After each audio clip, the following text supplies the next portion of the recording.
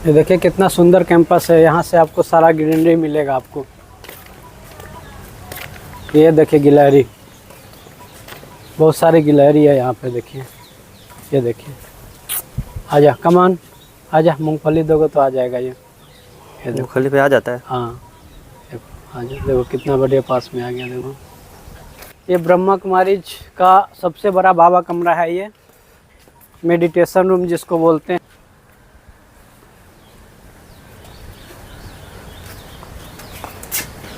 और इधर history hall का फोटो लगा हुआ है यहाँ पर। ये देखिए, ये ब्रह्मा बाबा का हिस्ट्री सारा दिखाया गया है इसमें, जो भी आदिकाल का जो हिस्ट्री है, स्टार्टिंग कैसे हुआ था ब्रह्मा कुमारी की सेवाएं कैसे स्टार्ट हुई थी। ये दादा लेखराज जी, ये 1920 में देखिए, ये दादा लेखराज हीरो के व्यापारी थे और इन्होंने अपना सारा कारोबार जो है समेट करके और अपने जीवन को जो है मानव की सेवा में लगा। यहाँ पर उनका दुकान था। ये कोलकाता का है, जहाँ इनका ज्वेलरी लखीराज बाबू के नाम से उनका ज्वेलरी था। और ये देखिए सब कुछ अपना त्याग करके अपने जीवन को ईश्वरीय सेवा में लगा दिए। और ये जो हमारी दादियाँ देखते हैं, ये छोटी छोटी उम्र में आए थे और इन्होंने कैसे विश्व को इतना बड़ा, अपना सारे विश्व में कितना अच्छा परमात्मा का ज्ञान सारी दुनिया में फैला दिया। और ये मेडिटेशन रूम है, इसमें बोलना नहीं है, साइलेंस में रहना है।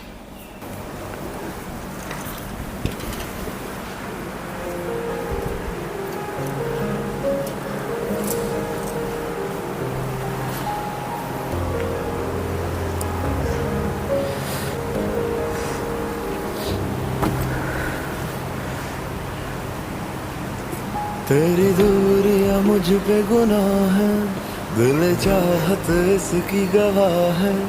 मेरी दुनिया तेरी पनाह है, यही इश्क ने मुझसे कहा है। कुछ मुझ में तू ऐसे बसा है, कोई मुझ में न मेरी जगह है। कुछ देखूं तो तू दिखता है, मेरी आंखों में तेरी निगाह है। तुझसे बिछड़ के बाखुदा मैं यहाँ जी ना सकूंगा एक लम्हा। आराम आता है दीदार से, तेरे मिट जाते हैं सारे गम। है ये दुआ के तुझे देखते देखते ही निकल जाए दम। शुक्राना चाहे मैं जितना भी कर लूं के फिर भी रहेगा वो कम। तेरा तसव्वुर मुझे लेके मौला ने मुझ पे किया है करम।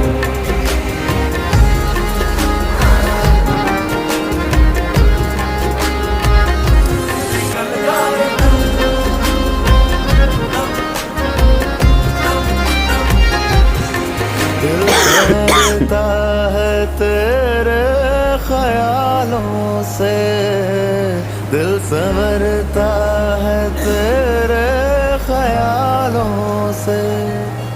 जगमगाता है तेरे उजालों से। रक्स करता है दिल तुझ पे मरता हुआ, पागलों सा।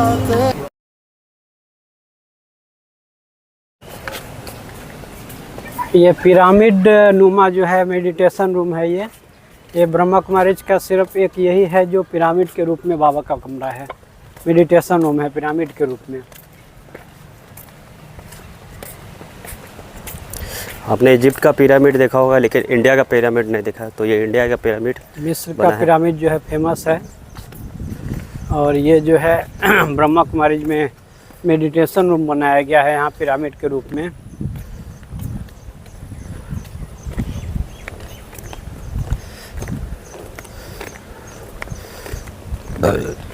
ये पिरामिड जो है एक ज्यामितीय संरचना है, ज्योमेट्रिकल जो है स्ट्रक्चर है। ये ब्रह्मांड में एक कॉस्मिक एनर्जी होता है, जो कॉस्मिक एनर्जी मनुष्य के ब्रेन के लिए बहुत बड़ा काम करता है। ब्रेन के लिए एक प्रकार का टॉनिक है।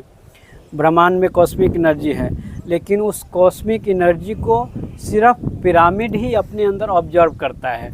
अभी हम यहाँ खड़े हैं, यहाँ भी कॉस्मिक एनर्जी है, लेकिन वो कॉस्मिक एनर्जी हमारे अंदर नहीं आएगा जब तक हम पिरामिड में नहीं बैठेंगे, क्योंकि पिरामिड में वो जो है वो कॉस्मिक एनर्जी को खींचता है। तो इस पिरामिड के अंदर बैठ करके अगर कोई भी मेडिटेशन करता है, ध्यान करते हैं, तो उसका मानसिक तनाव हो, है ना, मानसिक दुर्बलता हो, टेंशन हो, किसी भी प्रकार की अशांति हो, वो इसके अंदर बैठने से और उस कॉस्मिक एनर्जी के कारण उसका टेंशन, तनाव सब खत्म हो जाता है और व्यक्ति बहुत ही पीसफुली अनुभव करता है।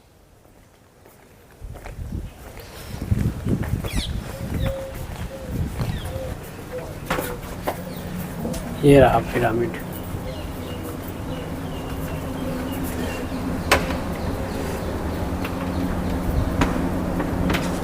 ये पिरामिड है और ये जो है, ये जो ज्योति बिंदु का चित्र देख रहे हैं आप, ये साधारण नहीं है, ये बहुत ही स्पेशल आर्ट है। ये बहुत स्पेशल आर्टिस्ट के द्वारा बनाया गया है।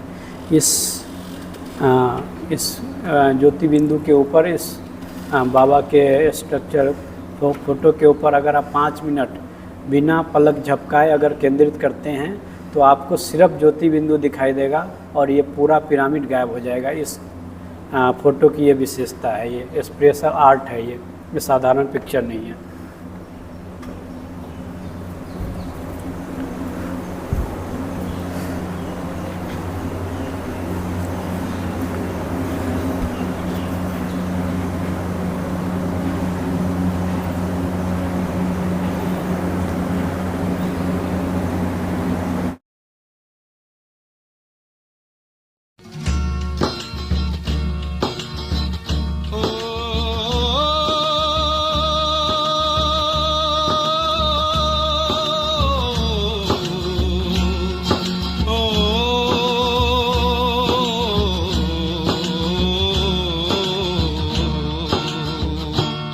चलता चल तू चलता चलो, चलता चल तू चलता चल, पुण्य कर्म तू करता चल, पुण्य चलेगा तेरे साथ, तेरा किया ही तुझे मिलेगा और न पूछेगा कोई बात।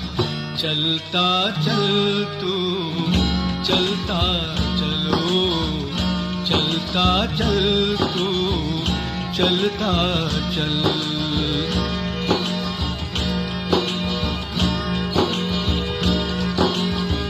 सतयुग त्रेता द्वापर कलयुग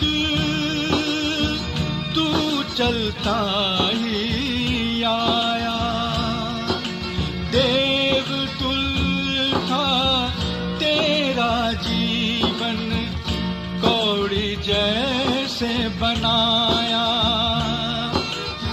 सत्य के पथ पर तू चलता चल, पकड़ के हाथों में शिव का हाथ।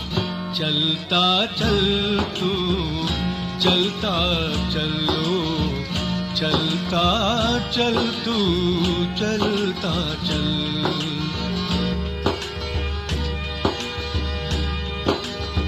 मान छोड़ दे, शान छोड़ दे, मोह ममता का ज्ञान छोड़ दे,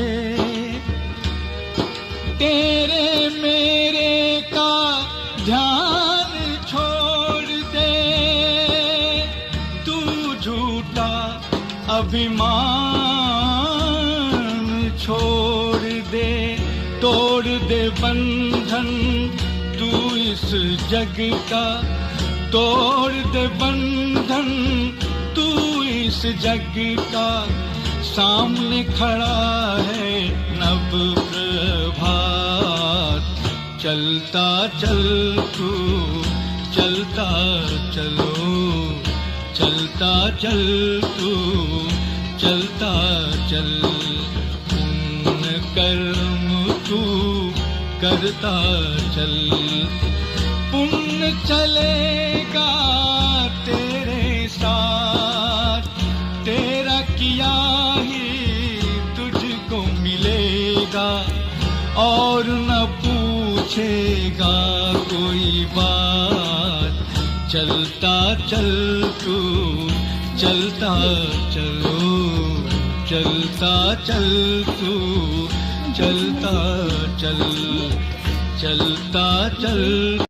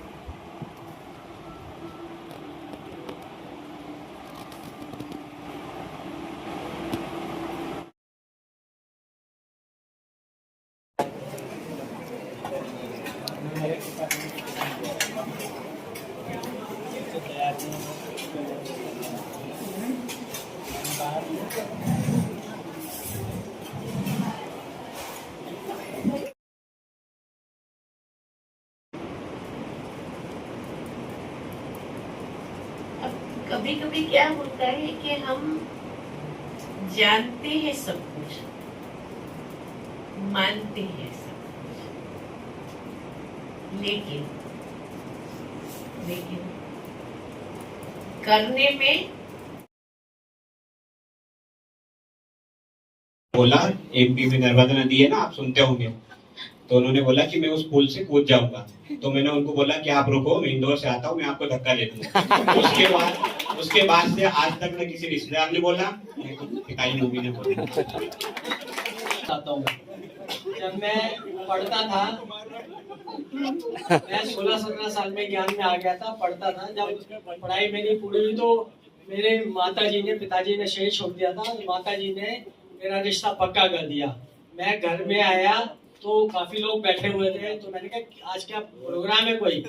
कहते नहीं, रिश्ता लड़का देखना है। मैंने किसका लड़का देखना है? इधर तुमको देखना है। मैंने कहा मैं तो अच्छा वाला हूँ। कहते तेरी शादी का। मैंने कहा मेरे से पूछा है क्या?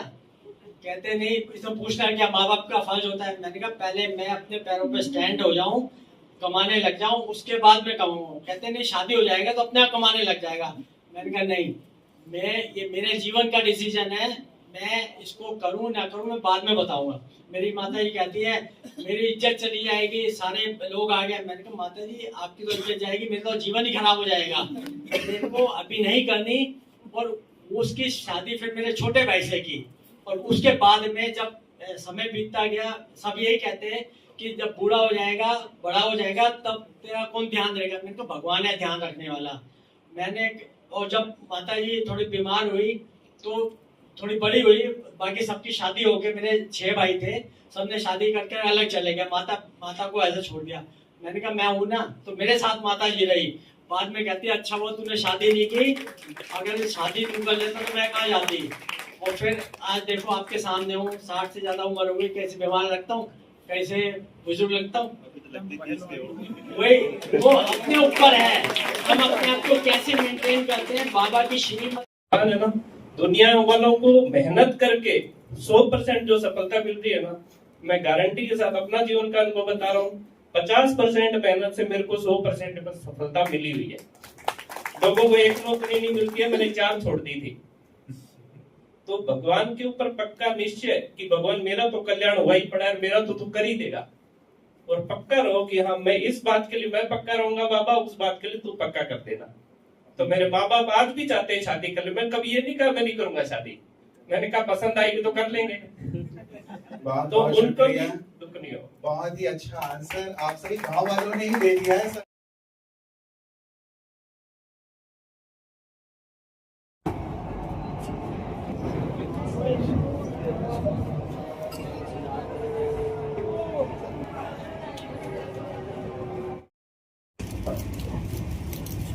क्या साल का है ये बच्चा?